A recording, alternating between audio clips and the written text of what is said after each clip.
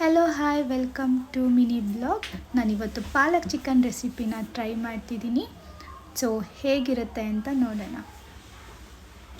So ನಾನಿಲ್ಲಿ ಒಂದು ಪ್ಯಾನ್ಗೆ ಎಣ್ಣೆ ಹಾಕ್ಕೊಂಡು ಅದಕ್ಕೆ ಪಾಲಕ್ ಸೊಪ್ಪನ್ನ ವಾಶ್ ಮಾಡಿ ಹಾಕಿದ್ದೀನಿ.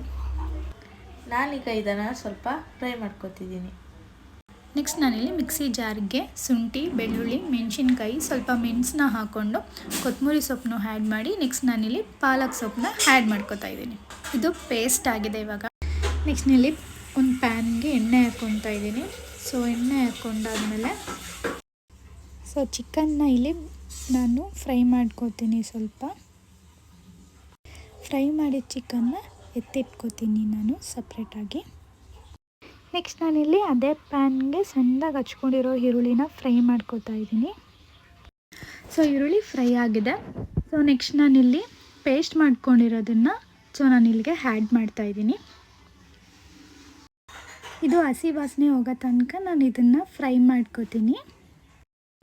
ವಾಟರ್ ಆ್ಯಡ್ ಮಾಡಿ ಸ್ವಲ್ಪ ಗ್ರೇವಿಯಾಗಿ ಮಾಡ್ಕೊಂಡಿದ್ದೀನಿ. ಸೊ ನಾನು ಇದಕ್ಕೆ ನೆಕ್ಸ್ಟ್ ಚಿಕನನ್ನು ಆ್ಯಡ್ ಮಾಡ್ತಾಯಿದ್ದೀನಿ. ನೆಕ್ಸ್ಟ್ ಚಿಕನ್ನೆಲ್ಲ ಆ್ಯಡ್ ಮಾಡ್ಕೊಂಡಾದ್ಮೇಲೆ ಅದಕ್ಕೆ ಸ್ವಲ್ಪ ಉಪ್ಪನ್ನ ಹಾಕ್ಕೊತಾ ಇದ್ದೀನಿ. ಸೊ ಒಂದು 2 ಟೇಬಲ್ ಸ್ಪೂನಷ್ಟು ಉಪ್ಪು ಹಾಕ್ಕೊಂಡ್ರೆ ಸಾಕು. ಸೊ ಇವಾಗ ಮಿಕ್ಸ್ ಮಾಡೋಣ. ಇದನ್ನು ಮಿಕ್ಸ್ ಮಾಡಾದ್ಮೇಲೆ ನೆಕ್ಸ್ಟ್ ನಾನಿಲ್ಲಿ ವಾಟರ್ನ ಆ್ಯಡ್ ಮಾಡ್ತಾಯಿದ್ದೀನಿ. ಸೊ ವಾಟರೆಲ್ಲ ಆ್ಯಡ್ ಮಾಡಾದ್ಮೇಲೆ ನಾನು ಒಂದು ಪ್ಲೇಟ್ನ ಮುಚ್ಚಿ ಇಡ್ತಿದ್ದೀನಿ. ಸೊ ಇವಾಗ ಪಾಲಕ್ ಚಿಕನ್ ರೆಡಿ.